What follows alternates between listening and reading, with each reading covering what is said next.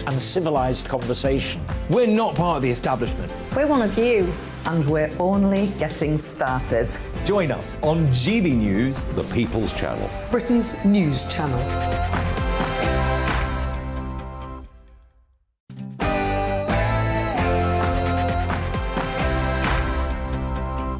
Well, very good morning, everybody. It is Tuesday. What a time to be alive. It's just after 10 a.m. I'm Patrick Christie, joined by the wonderful Mercy Moroki, with you all the way through until midday on your TV, radio and online. Loads to get stuck into today. Make sure you keep your views coming in, gbviews at gbnews.uk. We're talking Rwanda. We've got a massive debate on alcohol consumption as well. And I'm getting stuck in to mental health. Make sure you keep those views coming in, as I've said. But now, it's time for your news.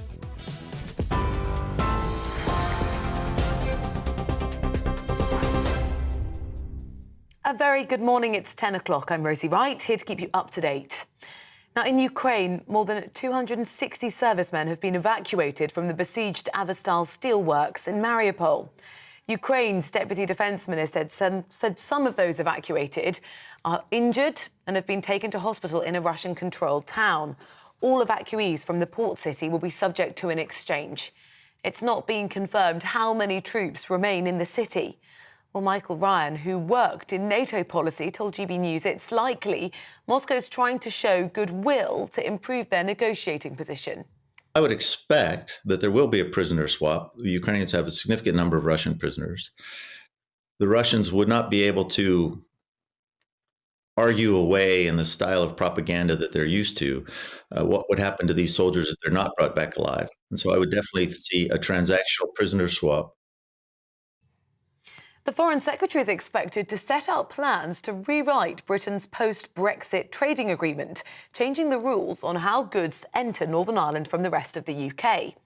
Liz Truss will announce the new legislations in the Commons later today, a day after Boris Johnson met with political parties in Belfast.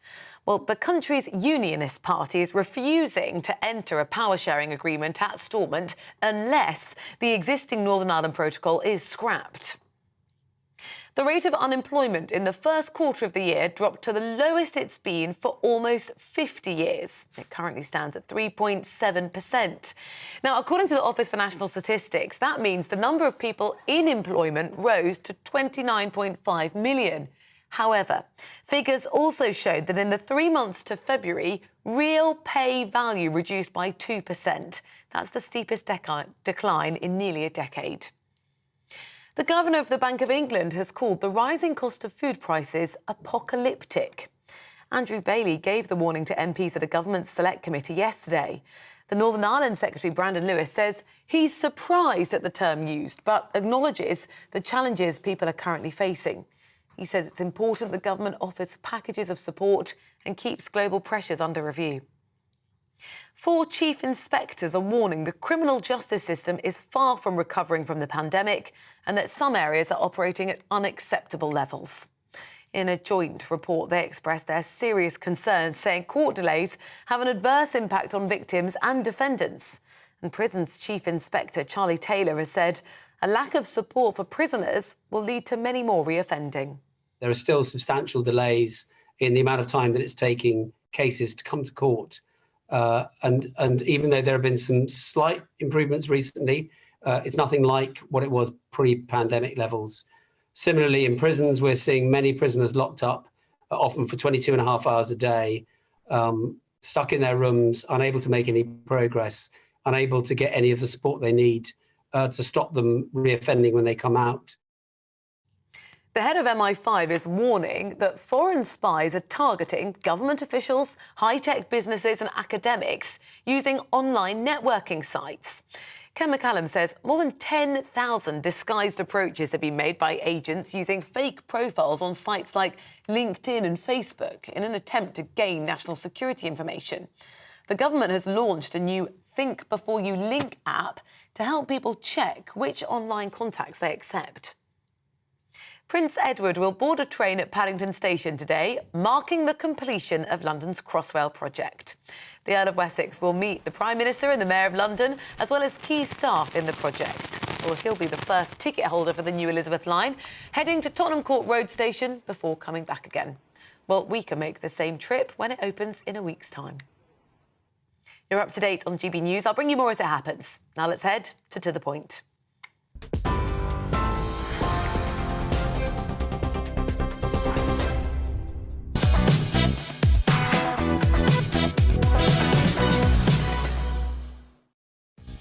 Good morning. This is To The Point on GB News with me, Mercy Moroki, and Patrick Christie's on your TV, radio and online. Here's what's on the menu today. Loads to get stuck into. So is the Rwanda migrant plan already deterring people from making the dangerous crossing across the channel? The data suggests not. We'll give the latest figures on illegal channel crossings and also look at what else can be done to curb this pressing issue. Yes, and the charity Action for Children says persistent financial hardships are having a severe impact on children's development. We'll talk to the charity's head of research to explain more.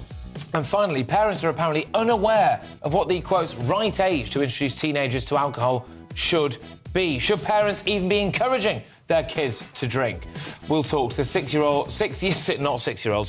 year sober social chain co-founder Dom McGregor about boozy Britain and drinking responsibly. Crucially, not a 6-year-old. Yes, we have all of that coming up and much more as well across the programme, and not least Stop and Search, and we'll be discussing the first pro footballer to come out as gay in 30 years. And you can get in touch with your views, as usual. gbviews@gbnews.uk is the email. But first, Patrick gives his views on the state of the UK's mental health.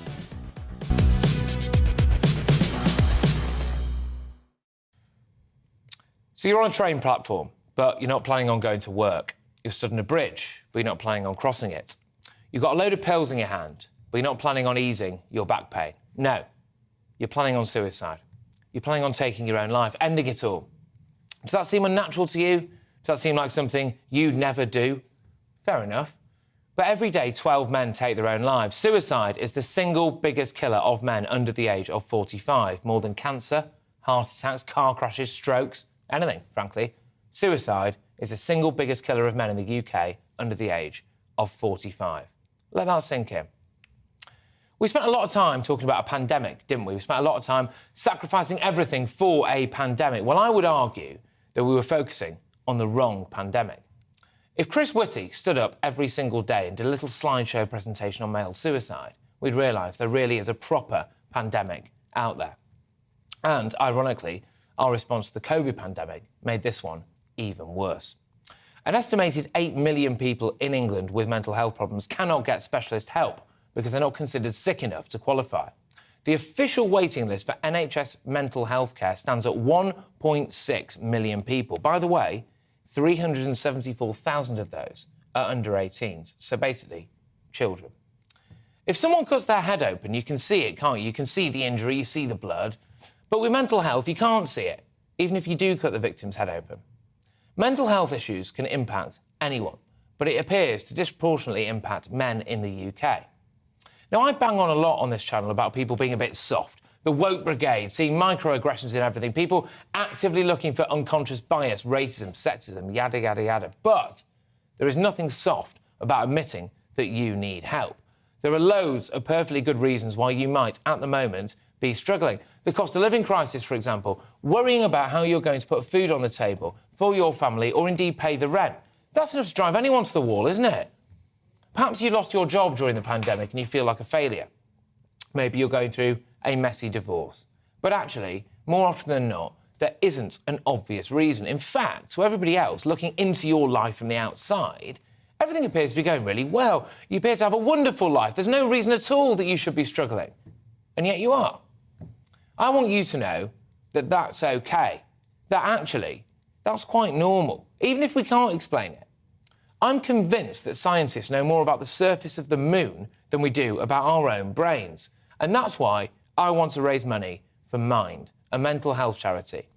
Now, you may be listening to this and thinking, oh, gosh, you know, you can't go on, for example. Well, to that, I'd say, we can't go on like this. We can't just blindly accept 12 men a day killing themselves. We can't go on with hundreds of thousands of children feeling like they need urgent help. Now, I've got a Just Giving page right now. It's live. justgiving.com/fundraising/challenge Christie's. We've set ourselves a target of £50,000. And thanks to your generous donations so far, we've already reached almost 12 grand.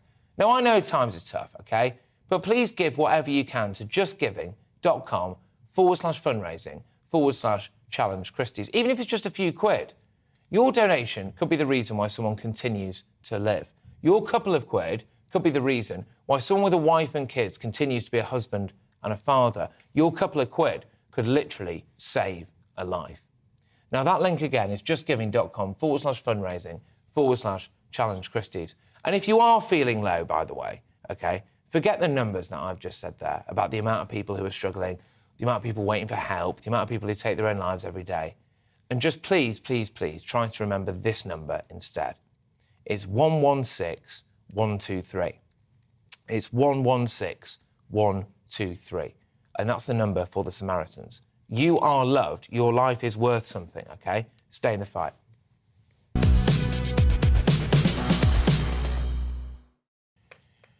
Yeah, there is a pandemic out there, and there has been from the start, and our response, in my opinion anyway, to the original pandemic, as it were, made things a lot worse. But yes, no, look, I know it's... I'm rattling the can a bit here, but justgiving.com/fundraising/Challenge Christie's. If we can try to get to that 50 grand, people, OK? Let's try and save a few lives, yeah? Yeah, indeed, I don't think there's much more to add to that. You've hit the nail on the head in terms of the effects of the pandemic, which added to an already deepening mental health crisis. I think, as you mentioned, it's particularly acute for men. You mentioned that younger men tend to die of suicide in greater rates than women do. It's the greatest cause of death. So I do think we should encourage more men in particular, everybody, of course, but in particular more men to speak out about their mental health and definitely destigmatise it in any way we can. And as we say, always look for help if you need it. And there will always be somebody there for you. So, yeah, there you go. All right, yes, obviously a bit of an emotional way to start the show, but there we go. Well, look, let's just move on from that right now. That link, one last time. Justgiving.com/Challenge Christie's, /fundraising/Challenge Christie's. Give what you can. But we're on to Rwanda, or specifically the Rwanda deal now. Now, more than 8,000 people have actually arrived in the UK this year, it's across the channel, obviously, which is double the number of this time last year, 6 times the amount of the year before that, and that's according to the Home Office. Yes, well, it was hoped that the Rwanda offshore processing deal signed in April would deter would-be crossers by not allowing them to be processed in the UK, but the government have yet to fly a single migrant to Africa, with planes only set to take off in the coming months. Indeed, yes, absolutely. Well, joining us now to discuss all of this, of course, is immigration lawyer Harjap Singh Bangar. Harjap, thank you so much for joining us. Right, OK, so... is this Rwanda deal going to work? Personally, I think no, but they say let's wait until the flights take off and see the whole deal. Will there be any? Sorry to interrupt immediately, but that's my issue. Are there going to be any? Well, Boris Johnson and Priti Patel seem to think that they will be, and they've actually said there's going to be some coming in May. So let's see if they do take off. But the whole deal is based on us sending 500 people to Rwanda and hoping that 27,500 people will then be deterred by that. And we've seen at the moment on the weekend, yourselves have reported that, just a few minutes ago, that it hasn't made any difference. 500 people came just in a weekend. So even if we did send those who came in a weekend to Rwanda, what about the ones who come today, tomorrow? But I suppose you could argue that the reason there hasn't been a deterrent effect yet is because there haven't been those flights going out yet. So maybe we would have to see, I guess. Nobody can know what will happen then. But I do want to get your views around the deal in general, especially from a moral point of view, because Priti Patel and the government have been attacked quite a lot because of people saying it's racist, it's unethical, it's against people's human rights. What do you make of that? I don't think it's racist as such, because we had a minister say, actually, this could apply to Ukrainians as well. So if Ukrainians come on a boat, we're going to send them to Rwanda too. So I don't think it's racist in that. Morality, we have to see if someone's coming to us asking for help, fleeing war, and, and some actually come from Rwanda. So if we look at the new Doctor Who, he came from Rwanda when there was a civil war there at the age of 2, went to Scotland, got asylum there. Now it's a success story, but we'll have to see, do we offer them help or not? I think the concern of the British public is the numbers and the strains that it puts on our societies and the medical services, the schools, in relation to housing stock, really, as well. Housing, housing. Massive. In relation to that, that's legitimate concerns of people in their areas. But then if we look at the numbers actually in the way it trickles, 80 million refugees there are in a year.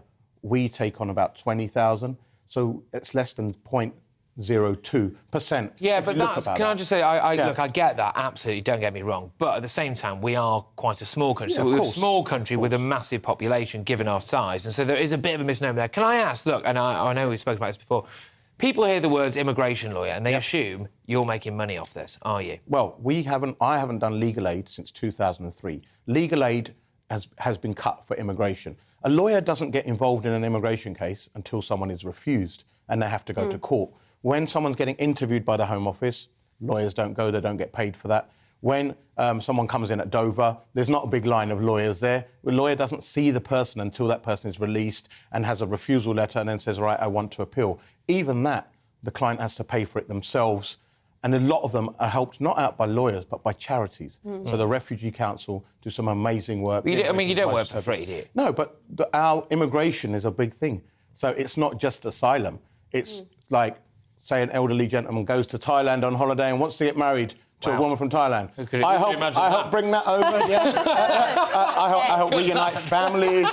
Someone adopts kids from abroad. So, there are sources of income elsewhere. Asylum seekers are not a good source of income for any immigration lawyer. Yeah, look, I mean... early in the morning, I'm glad you made it clear. That's stuck in my head now, that example. It's not all bad in Thailand. Yeah. I defend your right to make lots of money as a lawyer, if that's what you want to do. But I do want to ask, we hear, or we see in the headlines a lot, that there are lots of illegitimate asylum claims, and we know there are. There's about 40%, somewhere around there, are refused asylum. But there's also this thing about people gaming the system, perhaps lying about their age or or using, excuses or gaming the system to try and stay in the country. Do you think that's an accurate reflection of what's happening in terms of people kind of gaming the system to be allowed to stay? There is elements of that. Every system is abused and used. We've seen that from the Grenfell scheme. We've seen it to benefit system. We know that's abused. COVID loans, it doesn't matter. I always say that, and it's a great saying, in this world, there's enough for everyone's needs, but there's not enough for everyone's greeds. So every system will be abused. The job of the government is to close the roots of abuse. And it doesn't seem to be doing that successfully. They've had 12 years, really, to stop these crossings. And if they're saying, no, actually, they're increasing every year, then someone is doing a bad job. If we work for private organisations, if we were doing a bad job consistently for 12 years, forget 12 years, we did one for 12 days, we'd be out on our ear and we'd be jobless. But it doesn't seem to make any difference. So every time the government sort of panders a new system, brings it in, and then surprise, surprise, it fails. It doesn't matter what it is. Arguably, the other side would just have open borders, which is presumably worse. See, very few people advocate open borders. Every country has a right to protect its borders. But the scheme has got to be realistic, it's got to be cost-effective, it's got to be something that works. We have 500 places in Rwanda. We're going to pay maybe up to $1 billion a year on that. The Australians managed to process 3,500 at a cost of $5 billion UK But they pounds. towed them back, though, didn't they? Yeah. We aren't doing that. We can't, really. We can't. So that's the thing. Logistically, and also, should we rely on the French to police that and stop them? We can't. We had something called a Dublin Convention. We used to send 70,000 people back via that to countries in Europe where they claimed asylum. We're out of that now. So it's pretty much, we need something to stop the crossings. We need to get the gangs. It's almost like saying, if I bang up 500 drug users, I'm going to stop the drug dealers. It's not going to stop it. It's not going to deter it. This is the theory that the government's going. I'm going to lock up 500 drug dealers and there'll be no more drug dealers. That's just not going to work. It's the gangs who are making the money. It's not the asylum seeker who's profiting. It's the gangs who are making the money. There's more money made in people trafficking than drug trafficking. Once the viewers understand that, how many people trafficking gangs do you see caught compared to drug smuggling gangs? Where is the war on the people smugglers? It's not there. And when these guys do get caught, they don't get life. They get 5 years, they're out in 2. They've made their money. It's a mafia organisation. The bosses are sitting in countries where they can't get extradited. And the people who do get caught, like the lorry drivers we saw, the one who got caught and got sentenced, and he's just replaced by someone else to just lower down on the scale. So until we get to the head of the mafia and take the head off the snake, as it is, that's not going to work. And we need that money put there to stop these gangs. Look, mate, thank you so much for coming in. It's great to have you in the studio. Yeah, always good to be And fantastic glasses, I have to say. Yeah, I know, yeah, exactly. Fancy, you must get that a lot. I got it last night, and I'm glad I got it this morning as well. All right, mate, but enough about your private life. Anyway, Harjap Singh Bangal there. Thank you very much. Anyway, right, after the break, we'll be speaking to a woman who says that she was attacked, unfortunately, by trans right activists in balaclavas at a Standing for Women demonstration in Manchester. Goodness me, it's kicked off. Anyway, that's after the weather. Good morning, I'm Alex Deakin with your latest weather update from the Met Office. Pretty warm one for some of us today, likely to be the warmest day of the year so far. Across parts of eastern England, 26, maybe 27 degrees Celsius. Further west, things are not so straightforward. Low pressure is here and this weather front is slowly trickling in. That's going to bring some clouds and some outbreaks of rain at times to Northern Ireland, westernmost fringes of Wales, and later on today, western Scotland and the far southwest of England.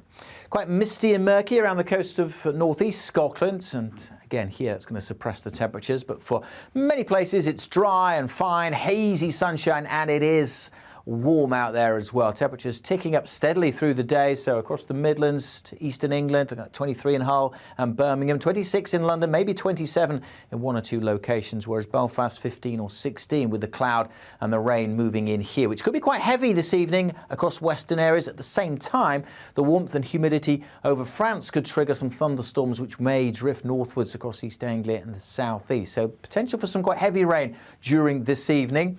But it does all tend to scoot away, and most places, again, become dry through the early hours. Temperatures holding up in double figures in most towns and cities.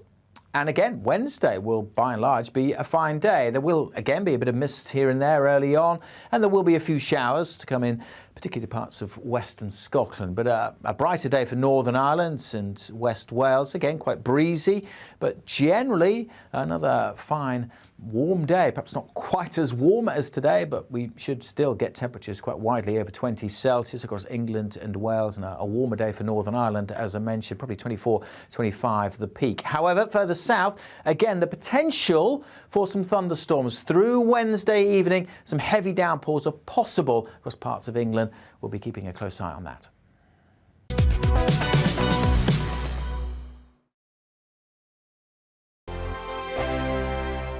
Every morning from 6 o'clock, we'll wake you up with GB News Breakfast with all the stories you didn't know from the night before. So whether it's serious news, entertainment, or your own views from all over our great nation, we're here to kick off your day with a smile. The national media should be reflecting and reporting what's happening here. You will notice the northwestern accents. Whether you're with us on TV, radio, or online, every morning, it's breakfast from 6 a.m. Hope you can join us. On radio, they call it the drive time slot, 4 p.m. until 6 p.m. as listeners head home. It's that part of the schedule when the dust of the day's events begin to clarify, and we try to make sense of it for you. Brazier is drive time for radio and TV. It's fast, it's punchy, it's opinionated, there's a Brazier angle and a little bit of levity. That's the question. That's two questions, actually. That's Brazier, Monday to Thursday, 4 till 6 on GB News. Hello, I'm Michelle Dewberry, and you can join me every weekday 6 till 7 on Jubes and Kerr. Me and my panel will get stuck right into the day's events, and I can tell you, in fact, I can warn you, expect some robust debate, some strong opinions and perspectives from both sides of the fence. It's about you at home as well. I love to read out all of your comments, or at least as many as I can. So join me, Michelle Dewberry, Monday to Friday, 6 till 7 on Jubes and Kerr. I'm Dan Wootton. Join me Monday to Thursday from 9 to 11 for the feistiest and most fun news debate on TV, where free speech reigns. I'll bring you a sharp take on the day's biggest stories, bombshell newsmaker interviews, and A-list guests. And I guarantee you, no spin, no bias, no censorship, and no reason to go to bed. That's Dan Wootton Tonight, Monday to Thursdays from 9 on GB News.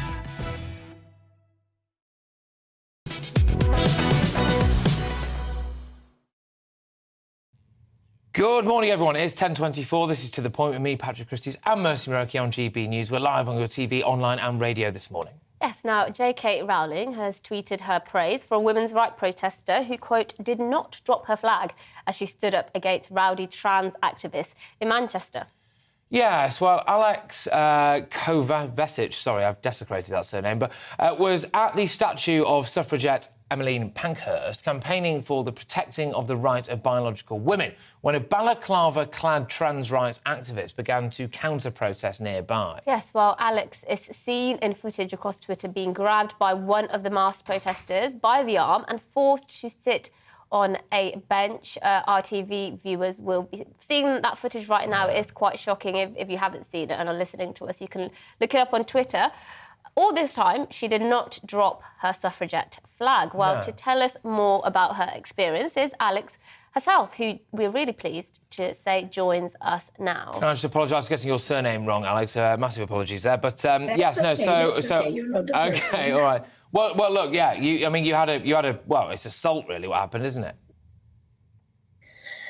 Yes, may I just thank you for having me first, and thank you guys in general from all of us and all my sisters, because you're the only broadcaster who ever gives us the chance to bring across our point of view.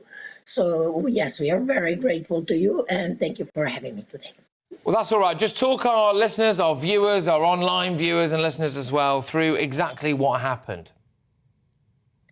Okay, so Posey Parker from Standing for Women, she does these rallies where she lets women speak every month in London, and she has started going around the country, and she had a rally in Manchester, so we were all going to the rally. It wasn't a protest. It's not a protest what we do. It is a rally where women speak. And yes, we were going to the rally with our suffragette flag. And it was supposed to be at the statue. So we went there. We saw those, children basically in balaclavas. But we have the right to stand there as well. So we tried to, and they tried to stop us. And specifically me, I think because I had the flag with me, and that sort of marked me for attack. And one of them grabbed onto my leg. That was before the footage starts. I shook him off, and then, then the footage starts, and you can see for yourself what happened. They started pushing me and pulling me, and forcing me to sit down, trying to push me back. And all the time, I was thinking I cannot drop the flag. That will be sacrilege to drop that flag to the ground. Yeah, and can I just ask, because it's not clear from the footage, because the people are dressed up in balaclavas and all black gear, as if that puts you on the right side of history. But anyway, can I just ask if that was a man or a woman who was... Could you tell if that was a man or a woman? I could tell that the one specifically that you see the most in the footage, that was a man, because I have touched him, on his chest. And there were no boobs there. But there was a girl. One of them was a girl who also took my arm or something. It's just incredible, because I think this whole trans debate has almost re-legitimised violence against women, because it's OK, for example, it's never OK for a man to hit a woman, but actually, if I'm a woman who has certain views and it's a man with sort of pro-trans views, then suddenly it's OK for them to do that. But I do just want to ask you about the organisation you're with, Standing for Women.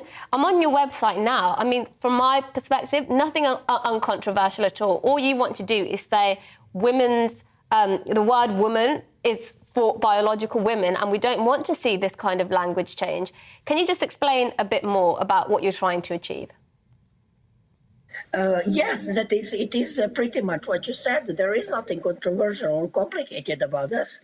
We are just women who have noticed how women's rights are being slowly eroded in a very, in a way that is very difficult to counter, because it's all done under cover of inclusion and diversity. And also, we are being shut down. We are not allowed to speak, more or less. Women are getting dismissed from, women are losing their jobs over saying literally that a woman is an adult human female, which is apparently a hate crime now. And this is outrageous. And Standing for Women and Kelly J. Keane has that one very simple, clear message. Women is an adult human female, and we need to hold on to that because that is important in many different contexts, in rape refugees, in domestic violence, help for women, in hospitals, in toilets, in changing rooms. There is a reason we have those single-sex spaces because we need them. And we don't want men in there, and that should not be controversial. No, exactly. And you were stood near a statue of Emmeline Pankhurst, who was born in Moss Side in Manchester, right? Now, for anyone who knows Moss Side in Manchester, it's an exceptionally working-class area, to say the least.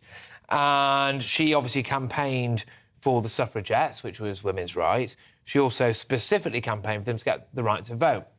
And so I would argue, and I'm intrigued to get your view on this, that anyone who is protesting against that is against women, the working class and democracy. Can I just add to that, actually, because one of the critiques that was levelled against you was that Emmeline Pankhurst wasn't campaigning for all women, she was campaigning for wealthier white women. Oh, so that's the critique that people were levelling against you. So what would you say to that?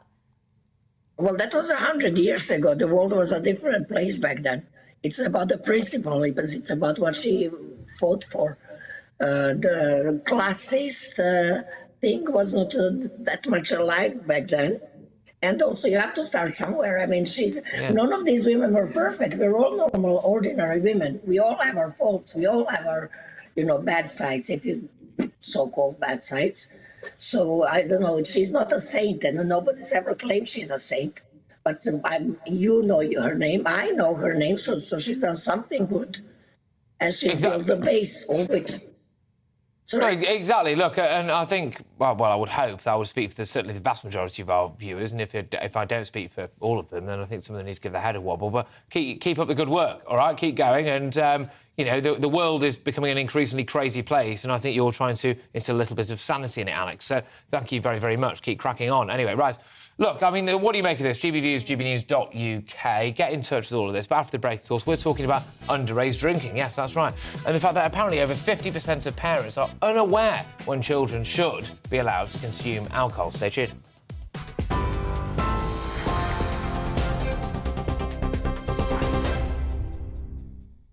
It's 10:32. Good morning, I'm Rosie Wright, here to keep you up to date on GB News.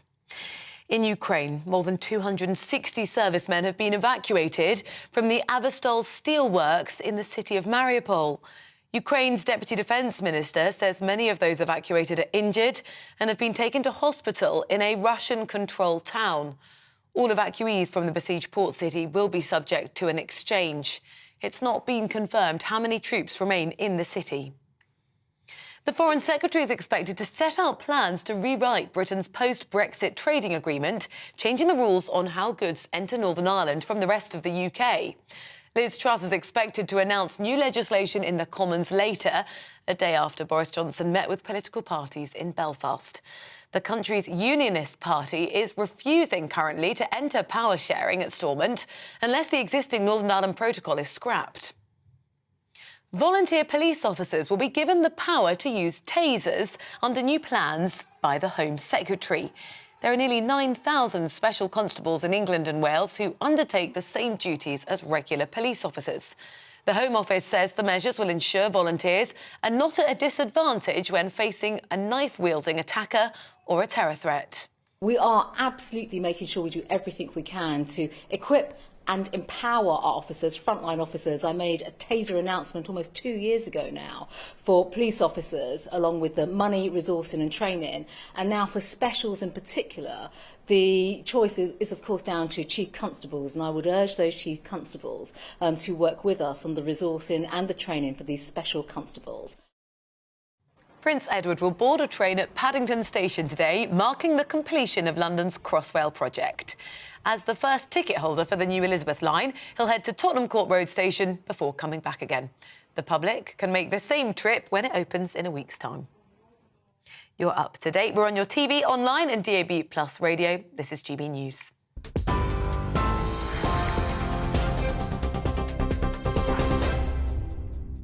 Direct Bullion sponsors the Finance Report on GB News for gold and silver investment.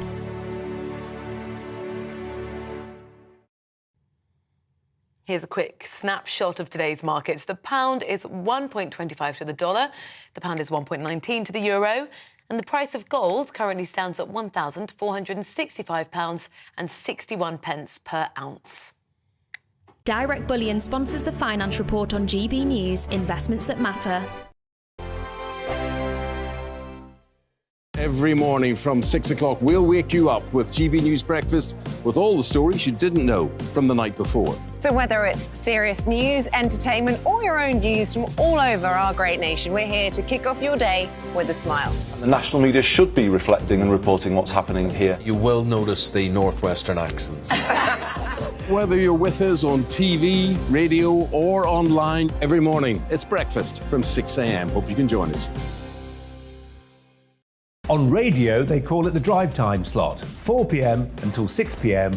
as listeners head home. It's that part of the schedule when the dust of the day's events begin to clarify, and we try to make sense of it for you. Brazier is drive time for radio and TV. It's fast, it's punchy, it's opinionated, there's a Brazier angle, and a little bit of levity. That's the question. That's two questions, actually. That's Brazier, Monday to Thursday, 4 till 6 on GB News. Hello, I'm Michelle Dewberry, and you can join me every weekday 6 till 7 on Jubes and Kerr. Me and my panel will get stuck right into the day's events, and I can tell you, in fact, I can warn you, expect some robust debates, some strong opinions and perspectives from both sides of the fence. It's about you at home as well. I love to read out all of your comments, or at least as many as I can. So join me, Michelle Dewberry, Monday to Friday, 6 till 7 on Jubes and Kerr. I'm Dan Wootton. Join me Monday to Thursday from 9 to 11 for the feistiest and most fun news debate on TV, where free speech reigns. I'll bring you a sharp take on the day's biggest stories, bombshell newsmaker interviews, and A-list guests. And I guarantee you, no spin, no bias, no censorship, and no reason to go to bed. That's Dan Wootton tonight, Monday to Thursdays from 9 on GB News.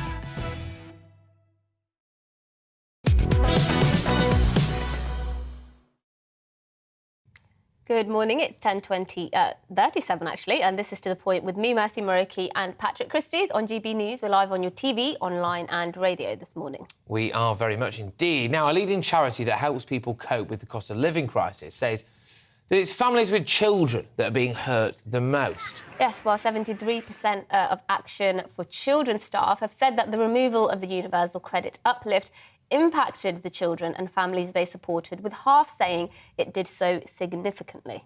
So the uplift was a temporary £20 a week supplement to universal credit introduced to help claimants cope with the COVID pandemic. But obviously, since it was removed in October, apparently the charity's been campaigning for a rethink to the cut, insisting that the government can do, so much more for the children and families who are struggling the most. Yes, well, the head of policy and research for that charity Action for Children, Joe Lane, joins us now. Good morning, Joe. Thanks for coming on. Obviously, we mentioned there that £20 uplift, which was meant to be temporary, was scrapped in October. But hasn't the government also sort of decreased the rate at which money is taken off when you work at universal credit, therefore putting more money into people's pockets? Yeah, both of those things are right. So Action for Children is, actually not a sort of primarily a sort of charity that fights poverty, and, we're not a food charity or a food bank. But what we have been doing since the start of the pandemic is we established an emergency fund, which is for all of those families that we do help. And, we're there to give children the best start in life, to help them learn, to help them flourish, to make sure their home learning environment is as good as it can be, those types of services. But actually that job is impossible. So providing that help is really, really difficult if the primary concern of those families and those parents is, how do I put food on the table? How do I keep my heating on? We established this emergency fund back in 2020, hoping that was going to be a sort of temporary short-term thing, really, where families needed this, these small amounts of money, really, to make ends meet, for household essentials, for food. Yeah. That's now become permanent, and it's now responding helping families to respond to this cost of living crisis. No, absolutely. Can you just explain this survey a little bit to me? Is that all right, Joe? So this is a survey of Action for Children's own staff, is it? So there's two things. So one is the emergency fund that we run. So that's helped over 11,000 families and 26,000 children since it started. So one thing we've done is we've analysed all of the applications made to that emergency fund, which are made by our staff. So if a staff member is working in a children's centre or they're a family support worker and the family they help is financially struggling, they'll apply to the fund, which they're able to apply for. So over half of that money goes directly on food. The rest is used primarily for sort of essential household appliances and things like fuel bills. So go on. Yeah, go on, carry on. So the second bit, yeah. We also surveyed some staff to just find out about some of their experiences of delivering that fund. So, one of the things that came out really strongly from that was staff saying this cut to universal credit in October has made it much harder for lots of families to make ends meet. And that's obviously come in the middle, really, of the beginning of a cost of living crisis. So families are sort of dealing with that. They've seen their income fall on the one hand, and now they're seeing their costs, particularly their energy bills, their fuel bills going up. But okay, all right. Look, I'm obviously, you don't want to sound insensitive, which I'm presumably about to do. But I mean, the universal credit thing was only a temporary measure anyway. It does appear like you've done a bit of research based on your own staff, which if they're working for Action for Children, it would be weird if they weren't dealing with people who were struggling, to be fair. And then on top of that, fuel bills, gas bills, electricity, everything, food prices gone up. I mean, you can't just blame it all on universal credit, which is only supposed to be temporary anyway, can you?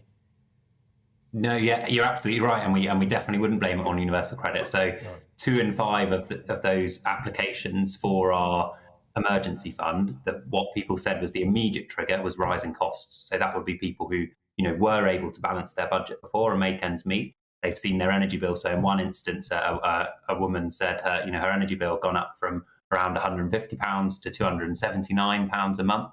She spoke to her family support worker and said, I'm just not going to be able to manage that. I don't know what I'm going to do.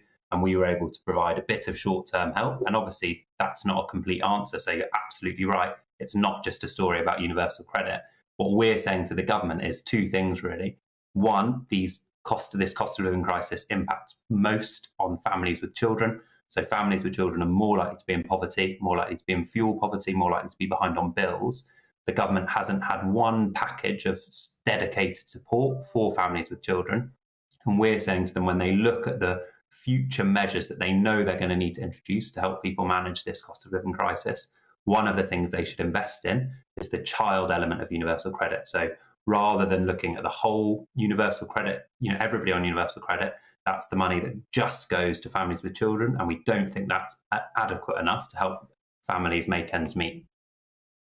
OK, and very finally, what would you ask the government to do about this? We have had a few suggestions from some government ministers and MPs over the last couple of weeks, which haven't necessarily been too helpful for many, such as work longer hours, get a better job, and learn to cook better, which I think are reasonable suggestions. But what suggestions would you have for the government? Yeah, so we're saying 2 things, really. So we're obviously a children's charity. One is, at the moment, there's no child poverty strategy. So the last time that we had one in England was in 2016. So we want government to say clearly, we want to reduce the number of children in poverty. And we think a first part of that would be investing in the child element of universal credit. So at the moment, people on universal credit get £244 for their first 2 children. At the moment, that's not doing enough to protect families with children from being in poverty, from falling behind on their bills, struggling to feed their children, keep their heating on. And so we want government to, when it looks at this package of measures, it knows it's going to need to introduce to invest in that child element. That's the quickest way of protecting children from financial hardship, and it gives you the biggest bang for your buck if you want to directly help, vulnerable children in financial difficulty. Joe, look, thank you very much. It's great to have you on the show. And obviously, look, at the end of the day, regardless of whatever the direct cause is or otherwise, anything that helps children have a better life is clearly a good thing. So, Joe Lane, thank you so much from Action for Children there.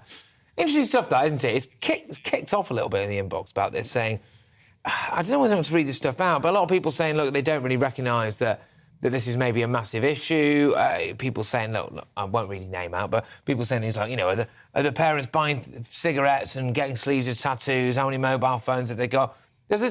In my opinion, I was intrigued to see what, you know, whether or not there's any kind of education for parents out there. I understand, by the way, some people have absolutely been ruined by this crisis. There's no doubt about that. But, you know, do a lot of these charities as well, on top of that, teach people how to do things. I don't want to sound too much like Lee Anderson, but cook on a budget, for example, you know, stuff like that. Yeah, I think there is an element of it's better to teach a man how to fish. Because, look, people will need longer term. Giving somebody 20-odd quid at the end of every week, OK, that's somewhat helpful, but teaching people longer term skills that they can use to actually manage their own budget, perhaps reduce their shopping budget as well, things like that. I think those are reasonable suggestions, and that's why I was saying last week that we need to stop this hysteria every time a Tory MP says something like that. Like, you know what, if you're struggling at the moment, you can look for a higher paying job, maybe see if you can take on more hours. I think that's reasonable in a way. I know it's a bit tone deaf, but it seems to me like it is. But it just seems to me like a very common sense thing to do, which people do all over the country anyway. Yeah, exactly. Well, there we go. Anyway, get in touch. gbviews@gbnews.uk. But did you know there are official guidelines on when teenagers should have their first drink? Well, it turns out that 58% of adults did not know that.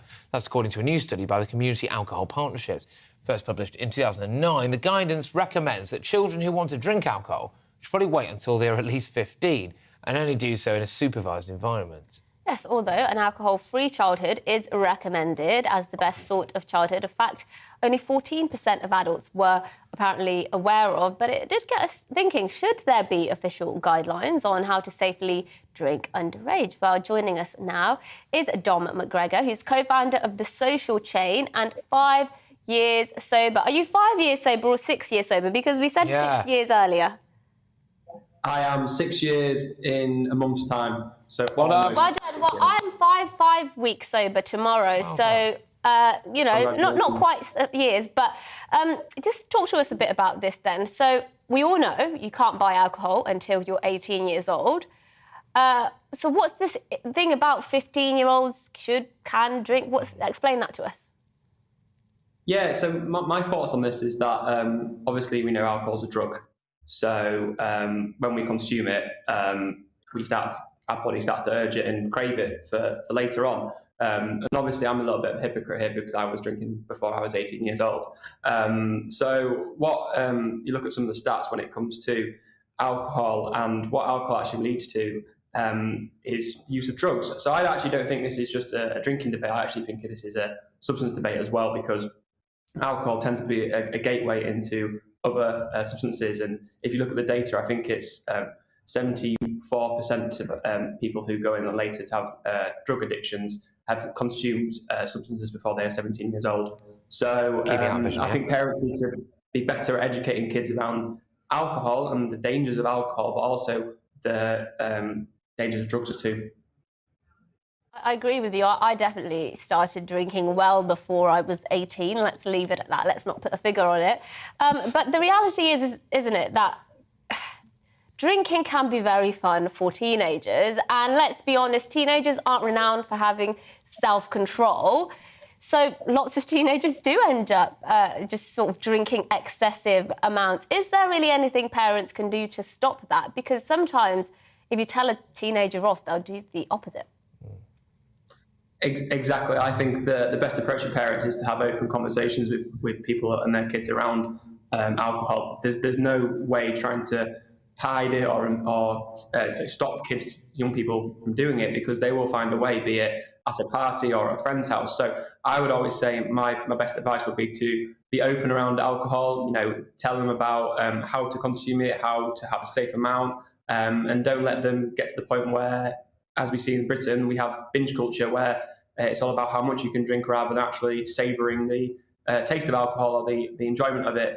If you look at the French, I think the French have got very different approaches to how they introduce alcohol into the family around wine and even in meals, and they have a much lower rate than alcohol abuse than we do in the UK. Yeah. Sorry, but can I just clarify something you said a minute ago? You mentioned about the safe age for alcohol. and drugs as well. I just wanted to clarify what you mean by that. In what sense, sorry?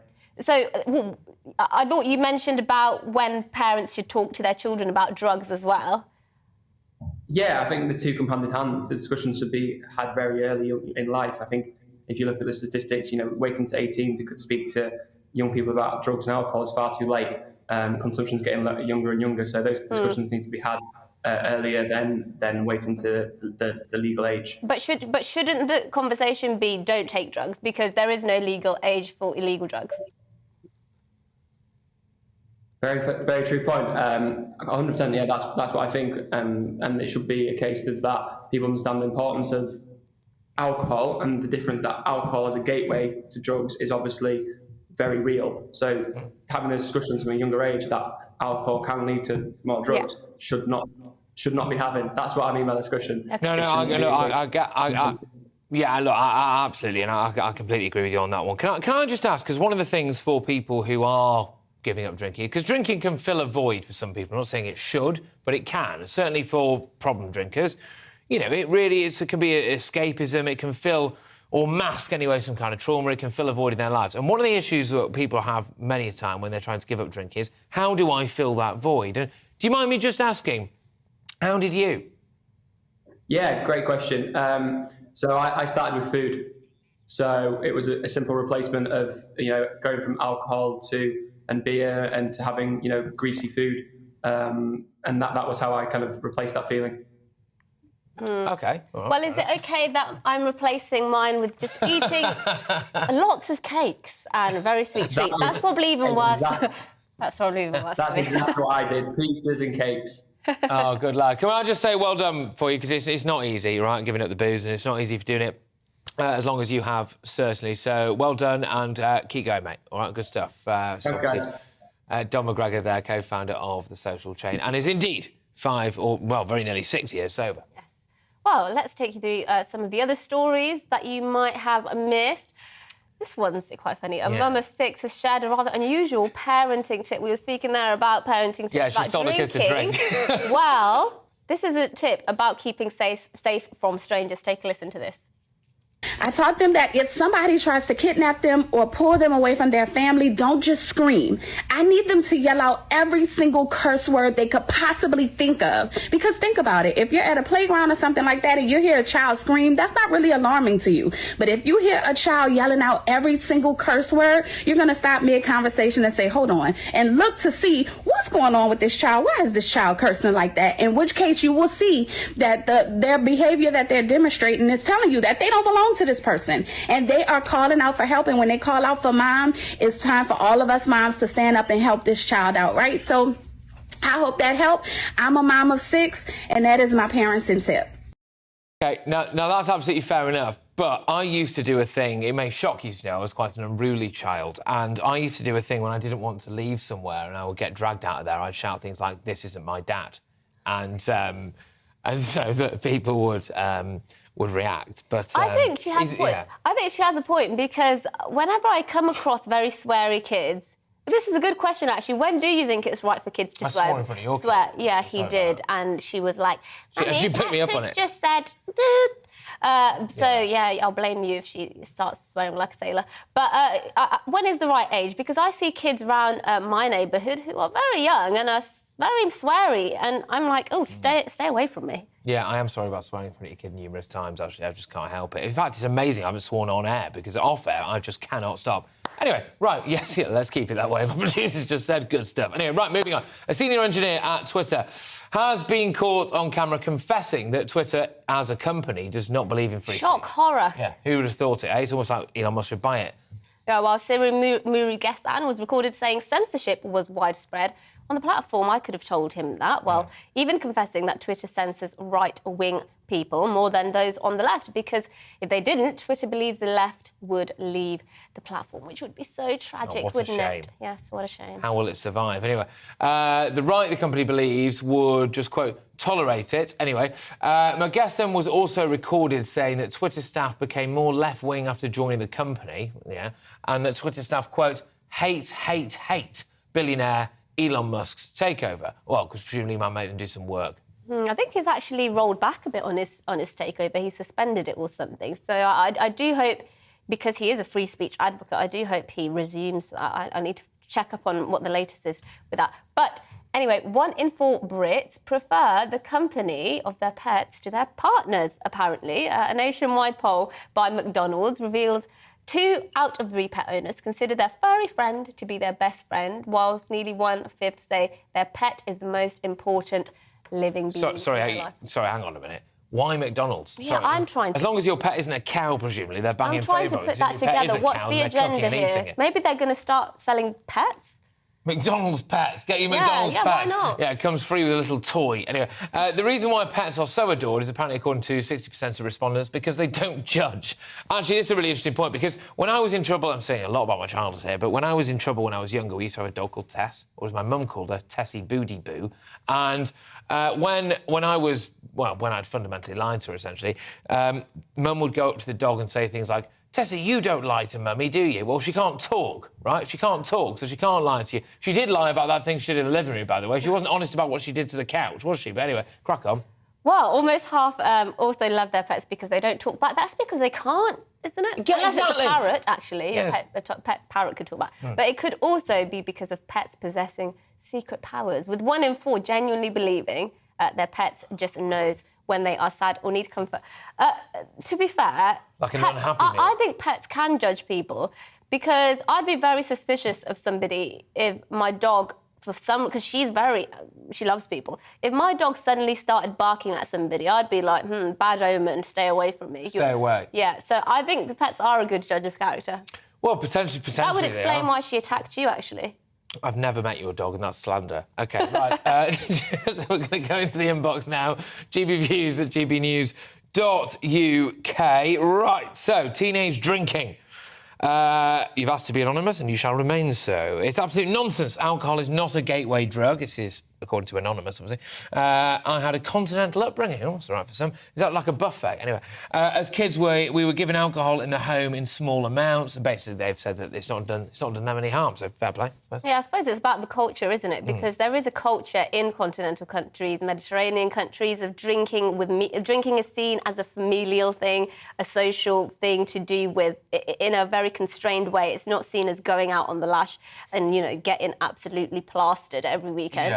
Yeah. So it's all about the culture around drinking, and in this country, I'm not sure the culture we have around drinking is very positive. It does. Quite frankly. Well, it isn't, right? But it's one of the things that we export particularly badly is binge drinking, isn't it? I mean, when the Brits arrive, you only have to go to an airport. You might as well not have any clocks in there. It's 4 a.m. in the morning. Everyone's getting absolutely leathered. Anyway, right. Keep all your thoughts coming into us on email, gbviews@gbnews.uk. I'll see you at the airport very, very shortly. But we'll be back with more of today's top stories and plenty of your views after this very short break. So don't you dare go anywhere.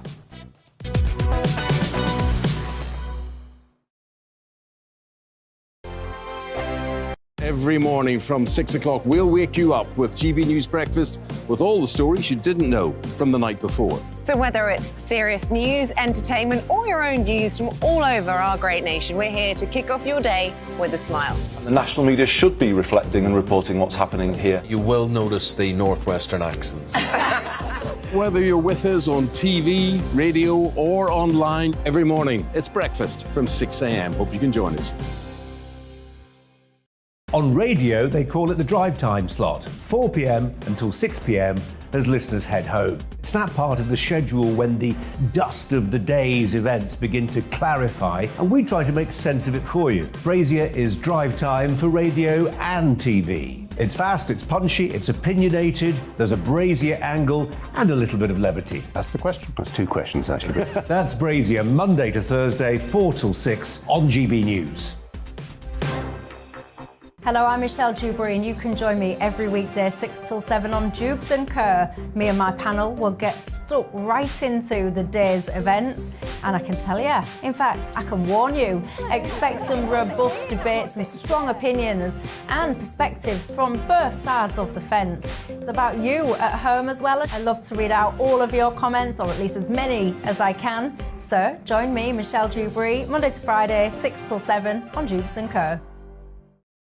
I'm Dan Wootton. Join me Monday to Thursday from 9 to 11 for the feistiest and most fun news debate on TV, where free speech reigns. I'll bring you a sharp take on the day's biggest stories, bombshell newsmaker interviews, and A-list guests. And I guarantee you, no spin, no bias, no censorship, and no reason to go to bed. That's Dan Wootton Tonight, Monday to Thursdays from 9 on GB News.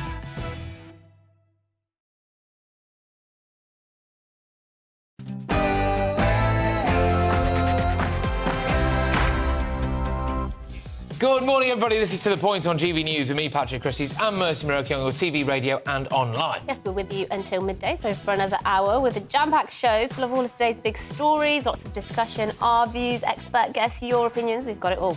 Right, well, make sure you get in touch, people, OK, because your views really matter. gbviews@gbnews.uk. We'll be going to those throughout the show. But first, it's time for your latest headlines.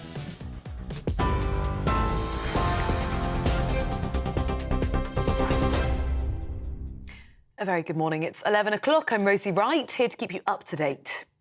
Now, in Ukraine, the Deputy Prime Minister says the country is working on further stages of evacuating fighters who are still stuck in the steel plant in Mariupol.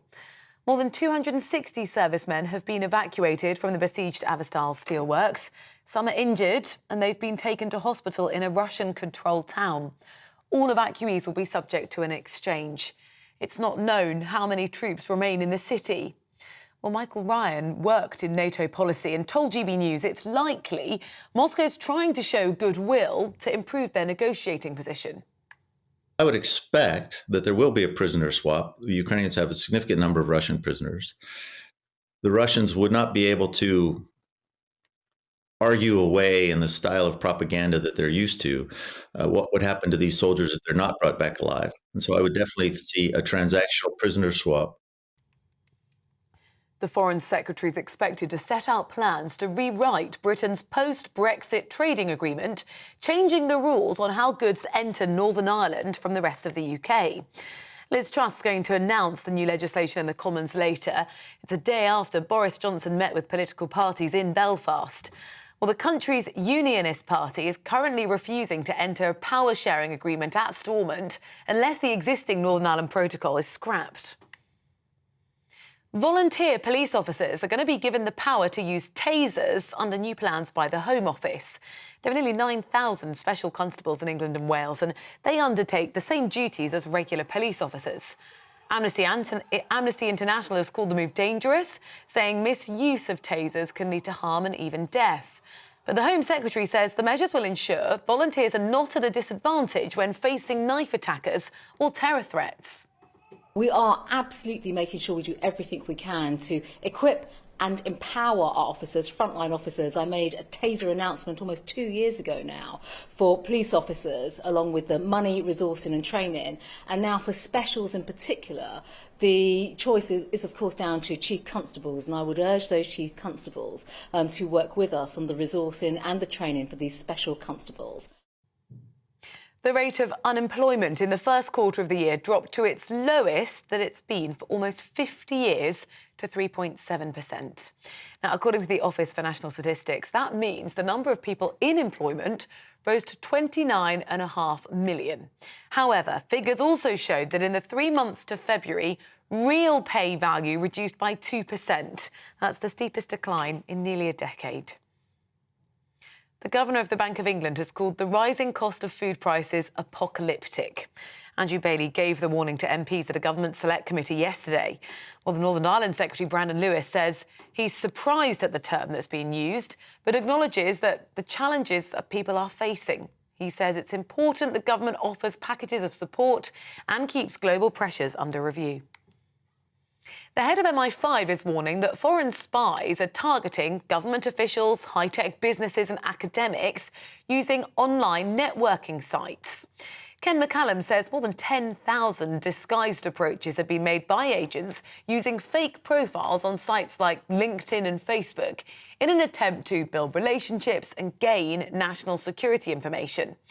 Well, the government's launched a new Think Before You Link app to help people check which online contacts they accept. Television writer Kay Mellor, who wrote series including Girlfriends, Band of Gold and The Syndicate, has died. Leeds-born Mellor created the drama Children's Ward, but was best known for writing the BAFTA-nominated Fat Friends series, which starred her actress daughter, Gaynor Faye. A spokesperson for her TV production company, Roland Productions, announced she died on Sunday, saying, "We've lost a phenomenal talent." She was 71. Prince Edward will today board a train at Paddington Station, marking the completion of London's Crossrail project. The Earl of Wessex will meet the Prime Minister, the Mayor of London, as well as key other staff in the project. Well, he'll be the first ticket holder for the new Elizabeth line and will head to Tottenham Court Road Station before coming back again. Well, you and I can make the same trip when the line opens to the public in a week's time. You're up to date on GB News. I'll bring you more as it happens. Now let's head back to the point.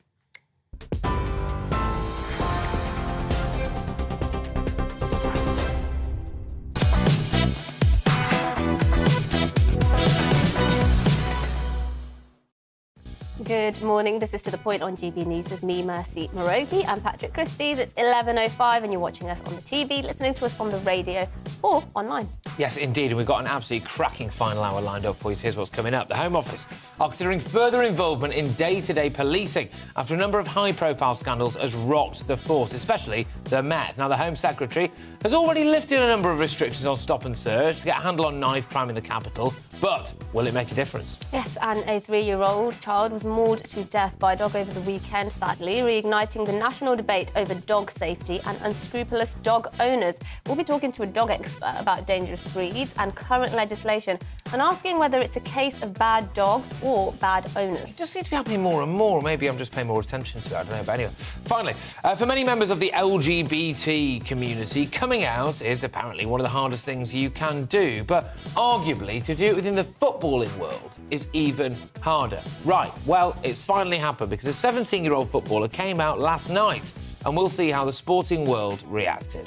Yes, that's all coming up and much more as well across the next hour, and you can get in touch with your views as usual, gbviews@gbnews.uk. We'll try and get in as many as we can. Absolutely, but first, you are going to give your views on Stop and Search.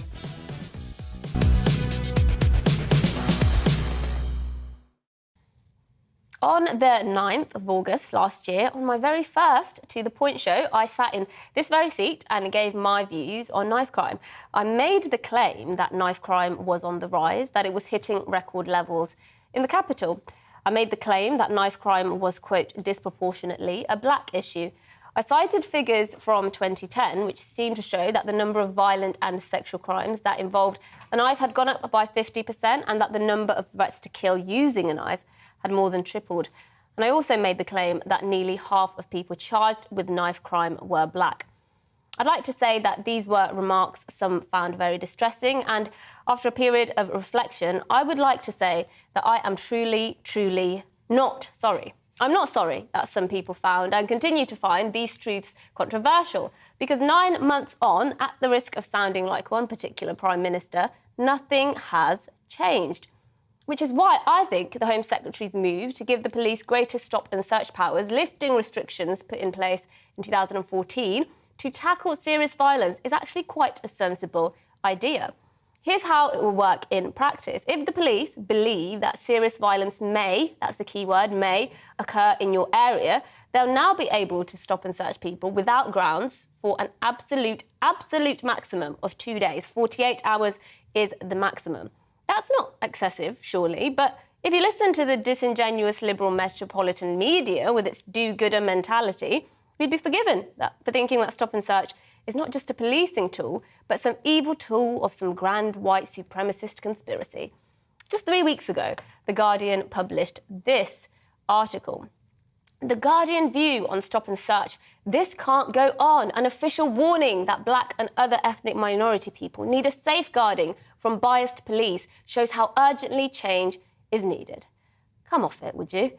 If you want to talk about safeguarding black and ethnic minority people, well, let's take a look then, shall we, at the teenage victims of knife crime in London up until November last year. You only have to look at the faces of the victims to realise that anyone who claims to want to keep ethnic minority people and youngsters safe would be campaigning to empower, not disempower, the police to get more knives off the street. There are literally no winners when we roll back on stop and search. As a matter of fact, thousands of knives that are confiscated as a direct result of stop and search would not be confiscated if some of the left-leaning hysteria merchants had anything to do with it. Well, there are perhaps some winners, I suppose, the middle-class liberal do-gooders who get to boast about being an ally of people of colour at exclusive dinner parties in Islington. And whilst we're on the subject of black kids being slaughtered on the streets in large numbers, anyone seen Black Lives Matter recently? No, I thought not. Well, people need to calm down about the Home Secretary's move. It will keep communities safer, it will save lives, and if the price to pay is someone getting stopped and patted down for a bit by an officer and feeling a bit grumpy about it afterwards, if that's the price to pay, then so be it.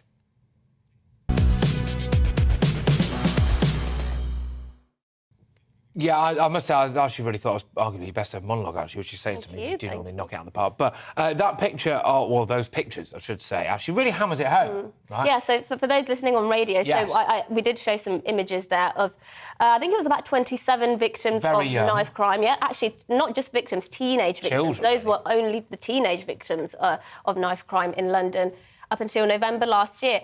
And, you know, it's safe to say that maybe with the exception of one or two of them, they were all ethnic minority people. Yeah. So when The Guardian, you know, you'll excuse my frustration when The Guardian posts an article saying we must stop this stop and search because, you know, we need to safeguard ethnic minority people. Well, you can safeguard them by stopping them from getting stabbed in the streets. And one way you can very much do that is by getting knives off the street, which is what stop and search is intended to do. But you won't hear that on the Beeb, will you? No, you won't hear a lot of what we say on the Beeb, to be fair. But no, it's nuts that that's even a controversial view. But look, get in touch with that. I imagine the view's going to come flooding in on that because I think she's hit the nail on the head there. But GBNews, gbnews.uk. But not really moving on. Government plans to crack down on crime and justice across the country. Could include a redistribution of power and lowering the threshold for intervention from the Home Office ministers, so change to stop and search just like that. The government handed powers over local policing to PCCs, which is quite hard to say actually, as part of the localism agenda a decade ago. Yes, well, only 6% of all crimes resulting in a charge last year, which is about 1 in 17 offences.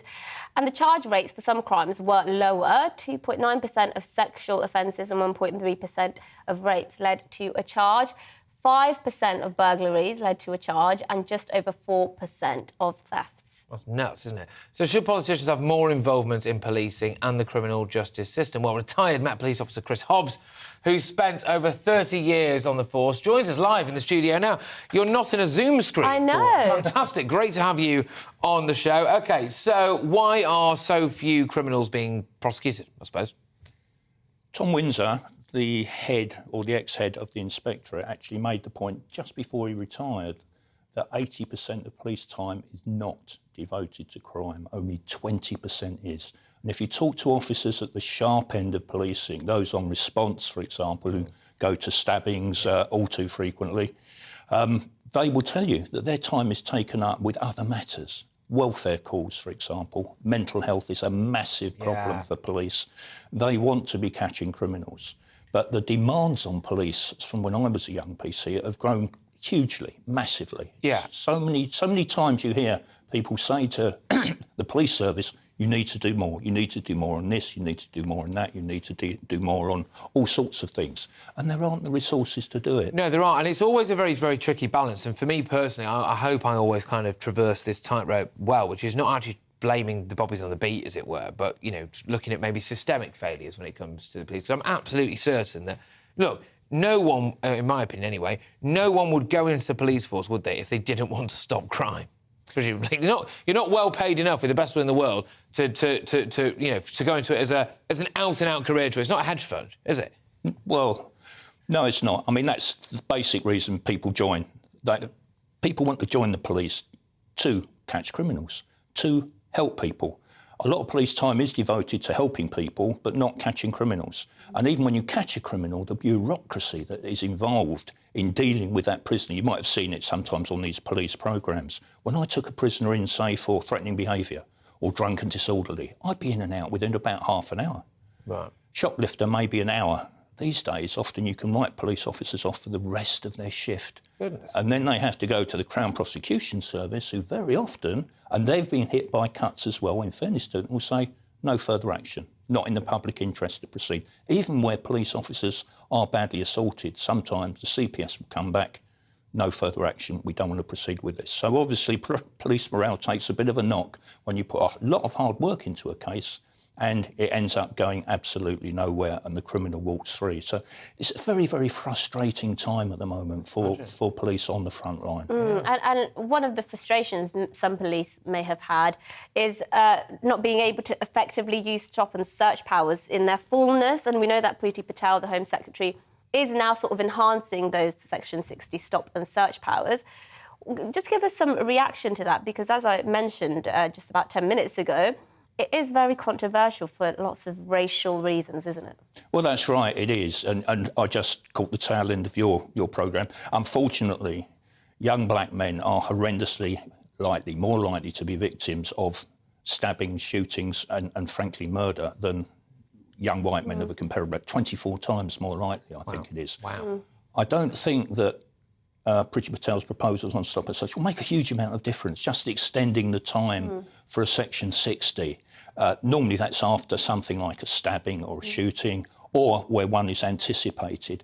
It will make some difference. And I think what it does is also sends a message to police that there is some support at the top for stop and search. Because as you've just been just shown, the negativity that surrounds it is colossal. And the people who are so negative around stop and search seem to say very little about the carnage that is going on our streets. Yep. And one police officer tweeted, I think, yesterday or the day before, that his main motivation for stop and search is he doesn't want to be standing over young men, mainly young black men, packing their stab wounds, trying to stop bleeding or performing CPR. That's his motivation for stop and search. But you won't get the activists agreeing with that point of view. Which is insane, isn't it? But yeah. Yes, absolutely. So what do you think, the government, they've been criticised by the police before, especially I think this was last year, for not raising their wages enough, for example. What do you think the relationship is at the moment between politicians and members of the police force? A bit fraught when it comes to London and the Met, but not the rest of the country, maybe?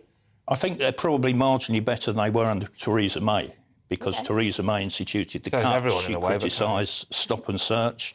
I think Priti Patel, that message about extending the time limits and something, maybe for a little bit of support for people at the sharp end, the officers at the sharp end. The Mayor of London, I can't put into words on air.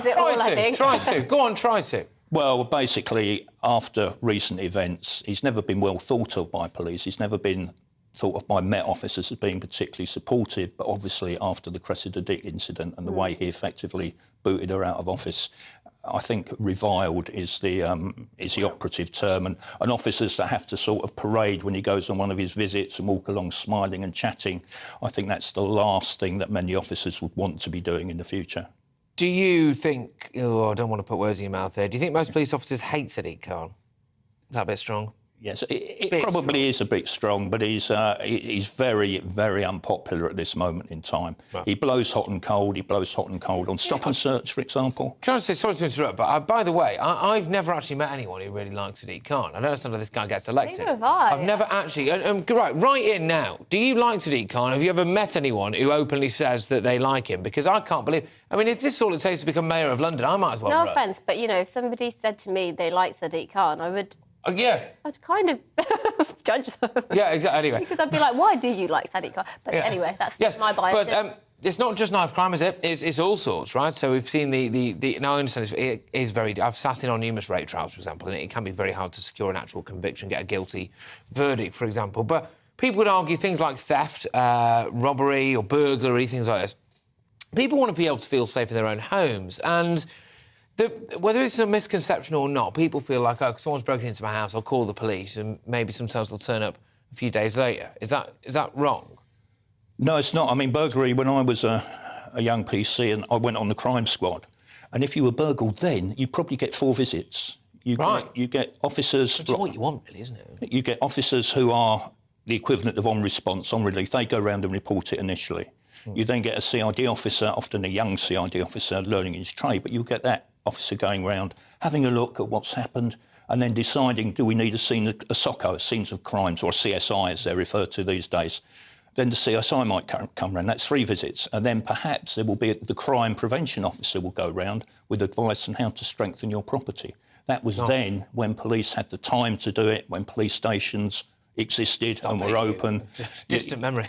Yeah, and burglary was a priority. These days, of course, if the burglary is actually happening, suspects on, then you will get an immediate police response. If the burglary's happened and you get home, for example, and you found you've been broken into, then depending on where you are in the country, you may get a response, you may not, it will be recorded.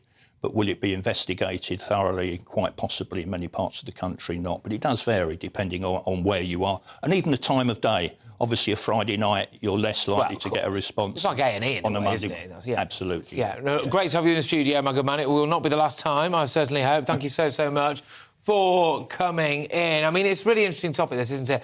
How do you feel about this particular issue? GBviews at gbnews.uk. Great to have you on the show yet again. Anyway, after the break, we will be speaking to sports broadcaster Aidan McGee about Jake Daniels, who's the first football player in the UK to come out as gay since 1990, which is a massive step, really. But first, it's your weather.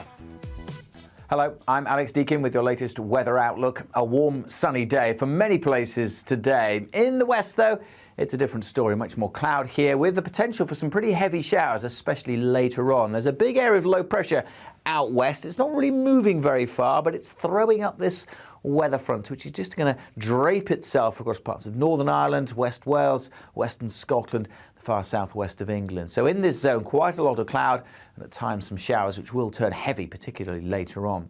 For many central and eastern parts, though, it is a fine day. Plenty of warm, hazy sunshine out there. A few coasts, particularly in the far northeast, staying a little misty. And if we keep that mist or temperatures will struggle. But in the sunshine, a very warm one, 24, 25, maybe 26 across parts of the southeast.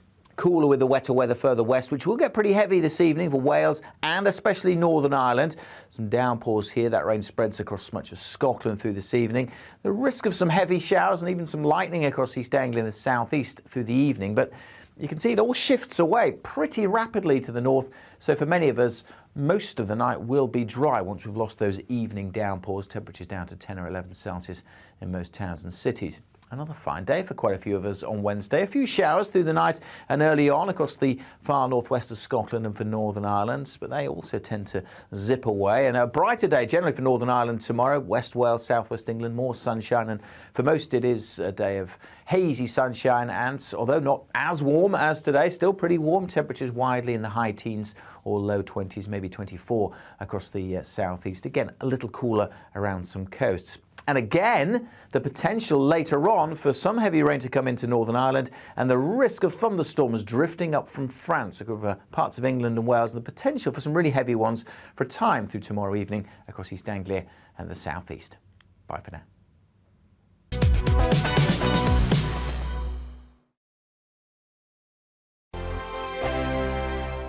Every morning from 6 o'clock, we'll wake you up with GB News Breakfast with all the stories you didn't know from the night before. So whether it's serious news, entertainment, or your own views from all over our great nation, we're here to kick off your day with a smile. And the national media should be reflecting and reporting what's happening here. You will notice the northwestern accents.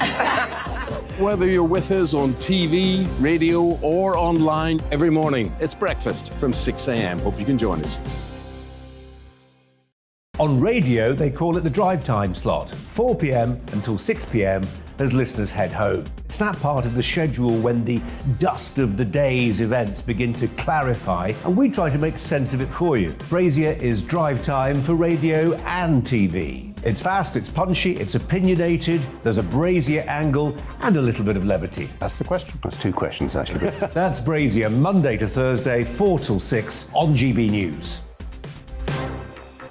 Hello, I'm Michelle Dewberry, and you can join me every weekday 6 till 7 on Jubes and Kerr. Me and my panel will get stuck right into the day's events, and I can tell you, in fact, I can warn you, expect some robust debates, some strong opinions and perspectives from both sides of the fence. It's about you at home as well. I love to read out all of your comments, or at least as many as I can. So join me, Michelle Dewberry, Monday to Friday, 6 till 7 on Jubes and Kerr. I'm Dan Wootton. Join me Monday to Thursday from 9 to 11 for the feistiest and most fun news debate on TV, where free speech reigns. I'll bring you a sharp take on the day's biggest stories, bombshell newsmaker interviews, and A-list guests. And I guarantee you, no spin, no bias, no censorship, and no reason to go to bed. That's Dan Wootton Tonight, Monday to Thursdays from 9 on GB News. Hello, I'm Patrick Christys. And I'm Mercy Moroki. Make sure that you join us Monday to Thursday, 10 a.m. until midday, right here on GB News for To The Point. We're not afraid to talk about the topics that matter to you or the big topics that always matter. We cover absolutely everything, from the breaking political stories of the day to law and order, what's going on in the channel. We're not afraid to hold people to account. We always make sure we include your views on our show. Indeed, if you're thinking it, you can guarantee that we're saying it. So make sure you join the conversation with us, 10 a.m. until midday, Monday to Thursday for To The Point on GB News. Join me, Gloria De Piero, Monday to Thursday at noon for The Briefing. We go to the parts of Parliament that you won't see elsewhere. Plus, there's exclusive interviews with MPs from all parties. But quite often, they paper over the real truth. Why does a working class lad like you join the Tories? That's a good question. Don't miss it, Monday to Thursdays at noon on GB News.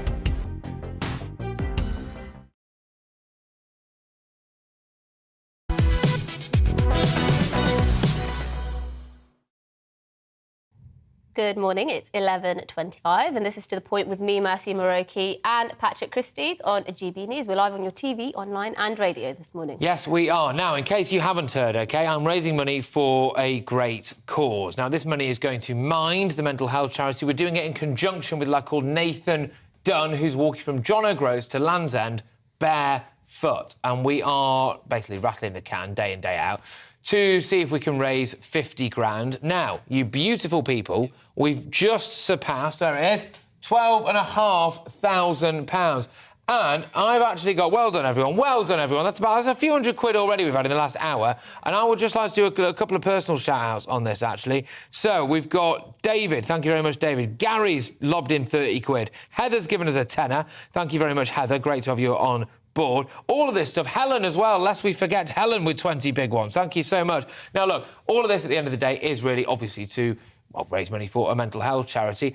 I am doing something, frankly, a lot less serious than walking from John O'Groats to Land's End in my bare feet. As Nathan Dunn is, we'll hopefully maybe try and get him on earlier, but given that he's in the Highlands, it's proving quite tricky to get a signal from him. However, I am losing a stone and a half. I'm a stone there now, by the way. Yes, well, thank you very much. Well, it's not great, I would say, but it's better.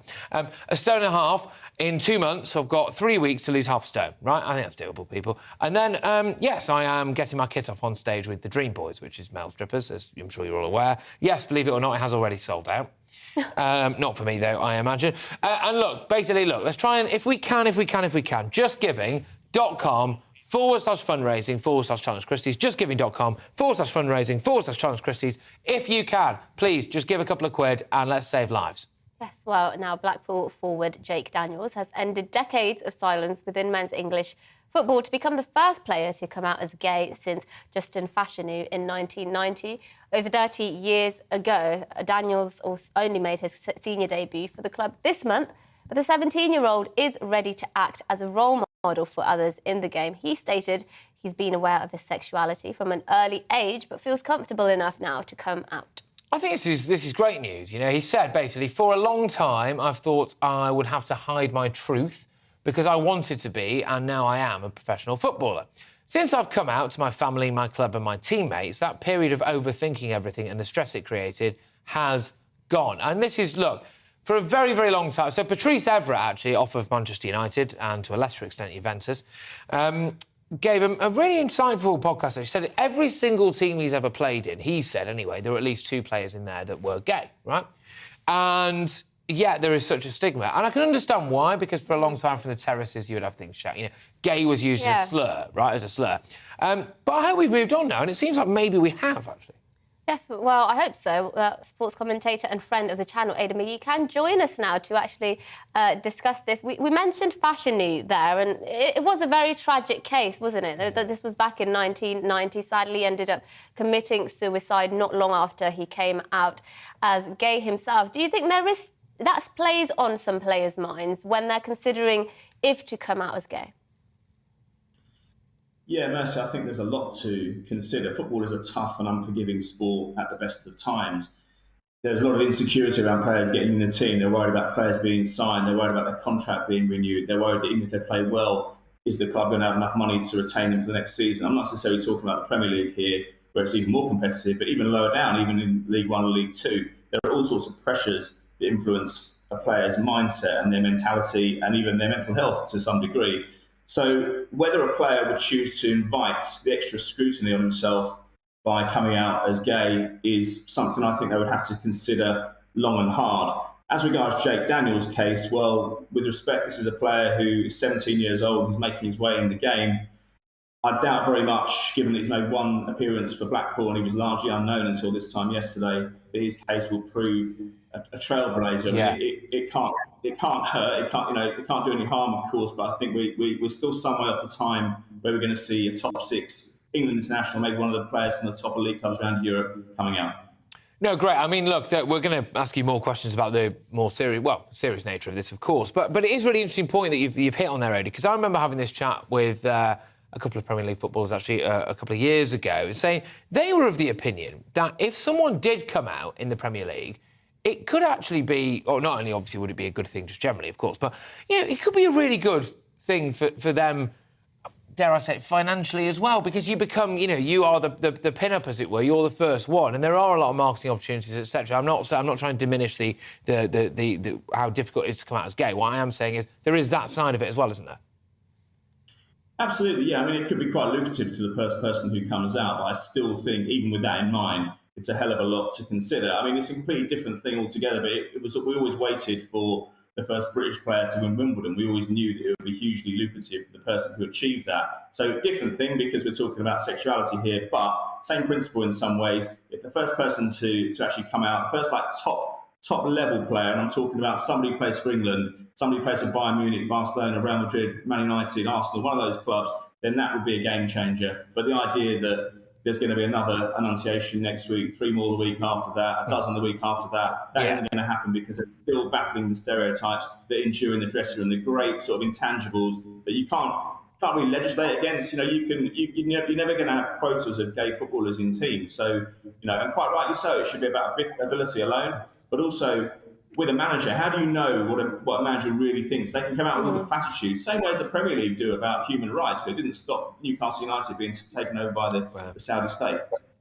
Well, I wouldn't say you won't get quotas though. With everything, how everything's going in these days, you might end up getting quotas for race and things in football. But what do you think this means also for younger people? I'm talking about teenagers and below, because obviously these footballers spend years and years during their schooling years actually training up to be at this level. And there will be many younger people who are looking at him and saying, he's done it, he's 17, maybe I don't need to hide anymore. Well, one of the key things that Jake Daniels said in his interview, and we should give a lot of credit to Blackpool Football Club, actually, because they gave him the environment, they gave him the bubble and made him feel comfortable enough to give that interview yesterday. And it's turned into a huge story, obviously. But one of the things that Jake Daniels said in that interview was that at the age of 17, his career, if he goes well and he steers clear of injury, and there's no reason he wouldn't, he could go on until he's 35. It's a long time to the finishing post, in his words, lying about his sexuality. And I think that anybody else who's around about 15, 16, who knows that they feel the same way about their sexuality as Jake Daniels does, they're going to be thinking, look, why don't I just tip the box out now? Let's make it less of an issue at the start of my career, rather than leave people guessing in the middle of his career and clearly making things more uncomfortable. Also, another thing about the crowd as well, the crowd element that you mentioned earlier on. Yeah. Fans are much more accountable for what they say inside stadia now. There are season tickets. Most people who go to buy a ticket for a football ground or a football match, their details are registered at the club because they might be debenture holders, might be season ticket holders, might be members. So they're going to think twice about firing racial abuse onto the backs of players. And also there are CCTV cameras, and this offence is much more serious. So I think that's less of an issue now than certainly it was in Justin Fashionew's time 30 years ago. Yeah, undoubtedly. Aidan, look, thank you very, very much. Aidan McGee there, of course. Friend of the channel, really, and indeed a sports commentator, sports reporter, sports genius. Proud to be friend of the channel as well. Oh, good lad. Here he is, very on brand. Good stuff, Aidan, mate, good lad.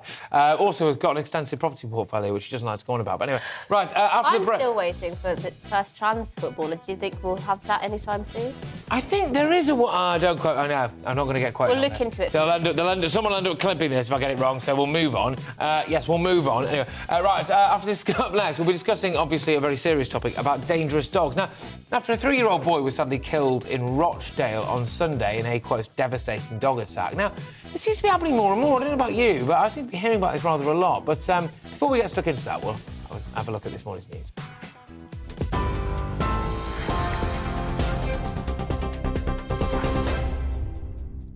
A very good morning to you. It's 11:34. I'm Rosie Wright, here to keep you up to date on GB News. Starting in Ukraine, and more than 260 servicemen have been evacuated from the besieged Azovstal steelworks in Mariupol. Ukraine's Deputy Defence Minister says 53 of those evacuated are injured and have been taken to hospital in a Russian-controlled town. All evacuees from the port city will be subject to an exchange. It's not been confirmed how many troops remain in the city. The Foreign Secretary is today expected to set out plans to rewrite Britain's post-Brexit trading agreement. It will change the rules on how goods enter Northern Ireland from the rest of the UK. Liz Truss is expected to announce the new legislation in the Commons a day after Boris Johnson met with political parties in Belfast. Well, the country's Unionist Party is currently refusing to enter power sharing at Stormont unless the existing Northern Ireland Protocol is scrapped. Volunteer police officers will be given the power to use tasers under new plans by the Home Secretary. There are nearly 9,000 special constables in England and Wales who undertake the same duties as regular police officers. The Home Office says the measures will ensure volunteers are not at a disadvantage when facing a knife-wielding attacker or a terror threat. We are absolutely making sure we do everything we can to equip and empower our officers, frontline officers. I made a taser announcement almost 2 years ago now for police officers, along with the money, resourcing and training. And now for specials in particular, the choice is of course down to chief constables, and I would urge those chief constables to work with us on the resourcing and the training for these special constables. And some news just in. Buckingham Palace has confirmed the Queen is going to make an appearance at London's Paddington Station later today, marking the completion of London's Crossrail project. Prince Edward is going to be there too. He's boarding a train at the station, and as he'll be the first ticket holder for the new Elizabeth line, he'll then head to Tottenham Court Road Station before coming back again. Well, you and I can make the same trip next week when the rail line opens to the public. You're up to date. We're on your TV, online and DAB+ radio. This is GB News.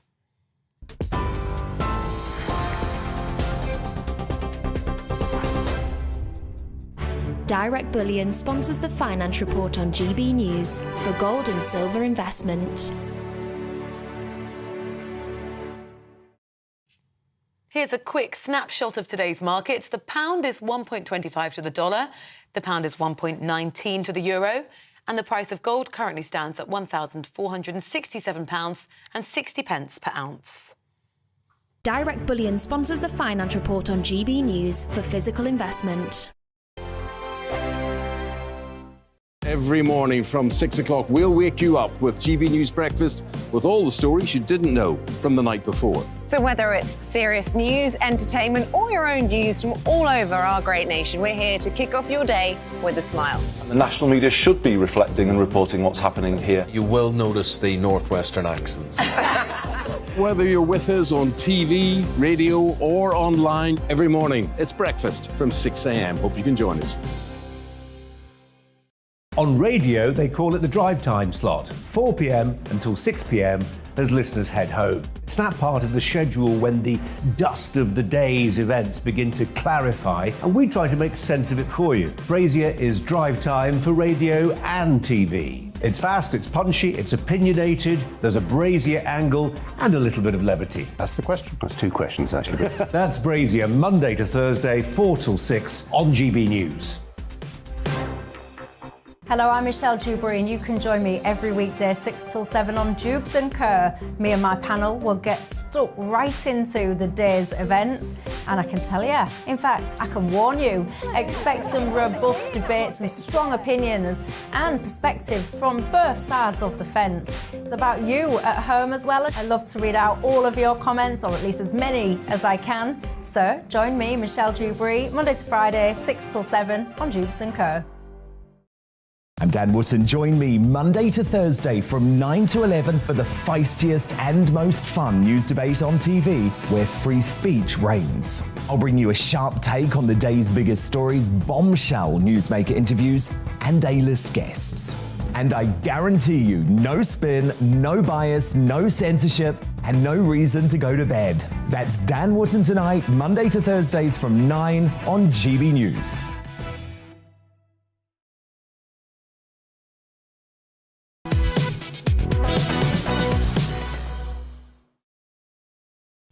Yes, good morning, everybody. This is To The Point with me, Patrick Christys, and Mercy Muroki on GB News. Yes, and you've guessed it, we're live on your TV, online and radio this morning.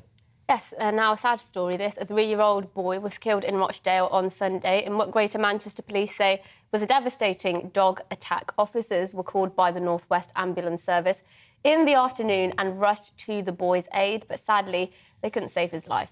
Oh, it just seems to be happening more and more, this kind of thing, doesn't it? But anyway, this comes as new reports are emerging of another dog attack, obviously in the area 2 years ago, that has allegedly not been pursued by police because of a lack of evidence. Yes, well, tragic stories of children and sometimes even adults actually being attacked and killed by dogs has once again reignited that conversation about dog control in the UK. Well, let's speak now to Carolyn Menteith, a dog trainer and behaviour expert.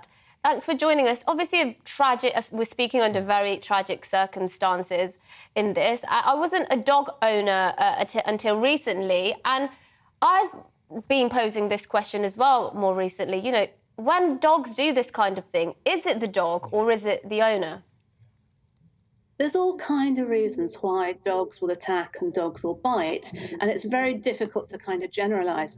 But generally it comes either from the way dogs are kept and looked after, or ignorance through just not knowing what a dog needs. We've gone from having 9 million dogs in the UK to 12.5 million dogs in the UK since the first lockdown. And quite a few of those people have taken on dogs, they've taken them on as an impulse purchase, and just don't know how much of a commitment they are, how much work they are, and how dogs do need to be trained, they need to be exercised, they need to be socialised and controlled, and that they are a 24/7 commitment. And you have to supervise them and take responsibility for them 24/7. Because any dog can cause injury. It just then depends on the size and the strength of the dog as to how much injury they can then go on to cause. No, absolutely, and it's important. We absolutely do not know the intricate facts in this case yet, so this is nothing like a comment on this specific case. However, sometimes, in fact, quite often actually, you do see a case where a couple have gone to the dog's home and they've bought a 4 or 5 year old like pit bull, or I'm not blaming the breed, by the way, I'm just saying a massive dog, right, a huge dog, right, and they've left it alone after having it for a day in the back garden with their 6-month-old or year-old child, right, and there has to be an element of personal responsibility here, doesn't there? Yeah, there absolutely does. But what there also has to be here is there has to be education. There's got to be education for dog owners. There's got to be education for the public, especially parents, and for children. We've got 12.5 million dogs in the UK. A third of households have them. So we have to know how to behave around them. And one of those things is you don't ever leave a child alone with a dog. Even if you know that dog, even if you would trust that dog 100%, you never leave a child on their own with a dog. You never touch a strange dog, even if you've got permission from the owner. Why should we think that we should be able to interact with strange dogs? We wouldn't interact with strange children or strange people. It's got to be about education. It's got to be about responsibility. And if you choose to have a big, strong dog that needs training and lots of exercise and lots of input, then your responsibility has to be even higher. It's like driving a high-performance car compared to a Ford Fiesta. The laws and the rules are exactly the same, but the damage that they can do is far, far greater. So Now, yes, yeah.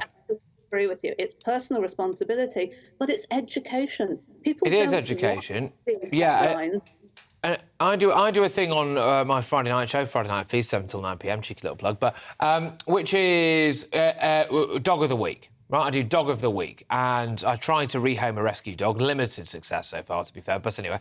And one of the things that I always try to rally against is that naturally a lot of people, they want a puppy. OK, so they'll go to a dog's home and they don't want to get a dog, of course, who's 10 or 11 years old. But there is a middle ground there. Some of the concerns that people would have is if you get a 4 or 5-year-old dog, you might not know the exact past it's got. It might now be untrainable. Is it possible to teach an old dog new tricks? It absolutely is. But I mean, first of all, if you go to rescue, and I'm all for rehoming rescue dogs, puppies are an incredible amount of hard work, sleepless nights, chewed things. A puppy isn't for everyone. And with a rescue dog, what you see is what you get.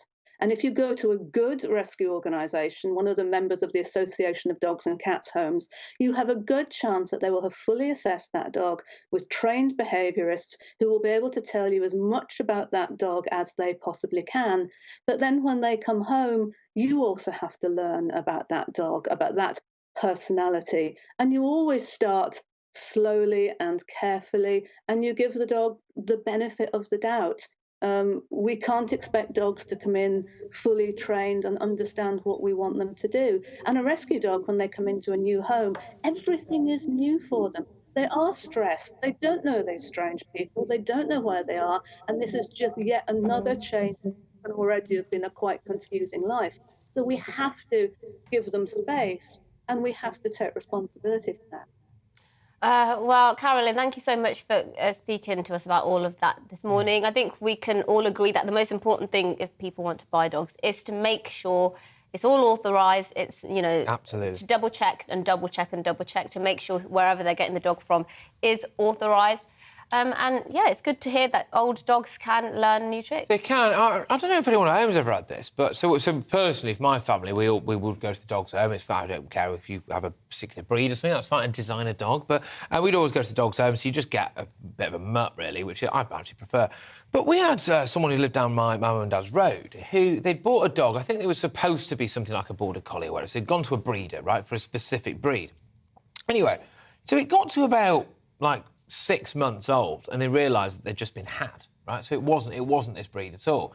And they paid like a couple of grand for this thing, and they rung up the people, and they were like, "Well, you can bring it back if you want." Well, by which time you've obviously already fallen in love with the dog. What breed was it then? It was just nothing. It was just an absolute. It was a nothing breed. It was just a complete mess. Yeah, no, it wasn't a complete mess. Very good in a walk. But yeah, no, seriously, and it's that thing of like people do get conned.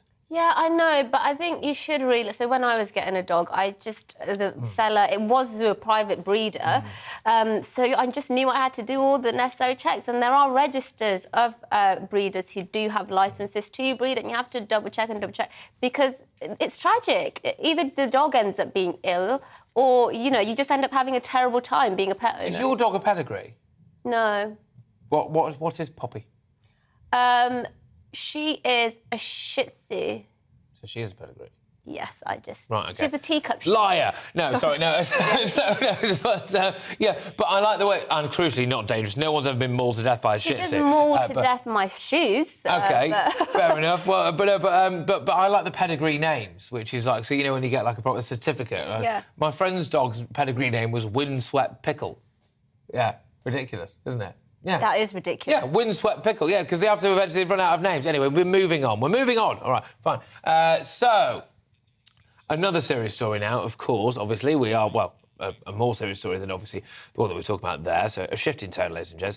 Now, the Chase star, Mark Labbott, has hired a minder after revealing he's regularly sexually assaulted at gigs. Yes, Brainbox Mark, dubbed the Beast, if anybody watches The Chase, makes public appearances up and down the country. He says, and I quote, "I can safely say on any given gig, I get my bottom felt up to 4 times. Every gig, I get sexually assaulted." That's what Mark Labbott there had to say. He's now hired a bodyguard to watch out for this and prevent it, obviously, happening to him again. I mean, yes, exactly, yes. It's obviously a very serious thing. But we're fortunate to be joined now by counsellor and psychotherapist Phil Mitchell. Welcome to the programme, Phil. Is this a really serious issue for men? Well, I think it's a serious issue because it highlights the inequality that boys and men are often expected to put up with. And I think for me, it is about respect. Simply put, he has people touching him and he does not want to be touched. And it's as simple as that. And I think it also perhaps highlights the double standard that boys and men are often expected to put up with. When people look at Mark, I always find interesting the reaction that people have when these sorts of things comes out, particularly as it relates to men versus women. And if somebody looks at Mark Lebet, you know, he's called the Beast, he's taken on this image and, you know, he's very large physically. Do you think because of that, people perhaps won't take him that seriously when he says things like this? I think some people, yes, will not take him that seriously because of his stature, perhaps, and also perhaps because he is a man.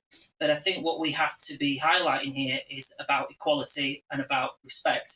There are individuals out there, and of course we're all different, but there are individuals out there who are very vocal, saying, my body, my choice, sexual harassment, it must stop, it needs to be tackled. And of course it does. And it needs to be tackled when it affects men and women and boys and girls, regardless of somebody's stature. You know, this is not the first time this has been brought to life. This is not the first time this has been addressed. In 2020, there was a band of men who played the bagpipes in kilts. They reported that they were being groped and sexually assaulted and having their crotch sort of groped. In 2021, there was a bouncer in Canterbury who said he sexually assaulted 10 times a night. And again, there was the anger and frustration at the double standard here. And while some men are highlighting this, some don't. And just very finally, do you think, we've been seeing the Amber Heard trial, of course, Amber Heard, Johnny Depp trial, it's all over the newspapers, all over the TV.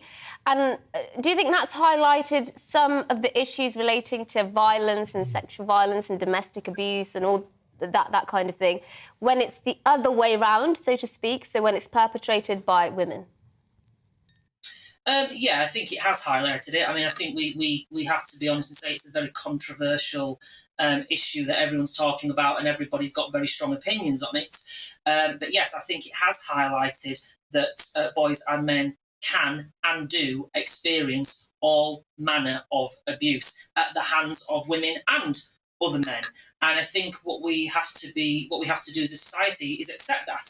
And I think what we often do, you know, you pick up a newspaper every month, you read an article online, and what we often see is this huge magnification of the male perpetrator, female victim narrative. And I'm certainly not saying we should ignore that and not address that, but we shouldn't be addressing it in a way that completely ignores and minimises the element of female perpetration and male victimhood.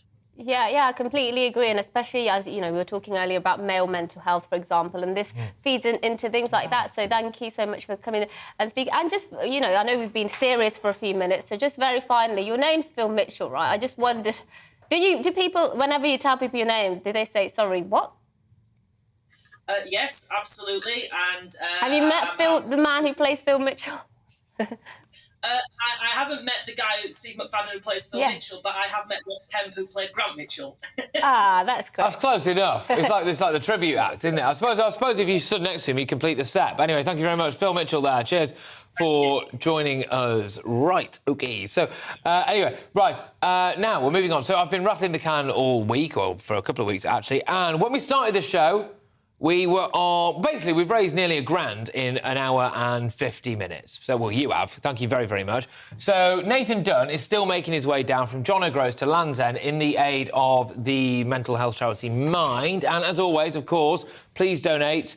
justgiving.com/fundraising/Challenge Christie's. He's got his own one as well, of course, which we've now linked, right? So anything that I get goes to him, obviously. We're up to 12,700. Well, on my screen, I've got the very latest version. 12,765 quid.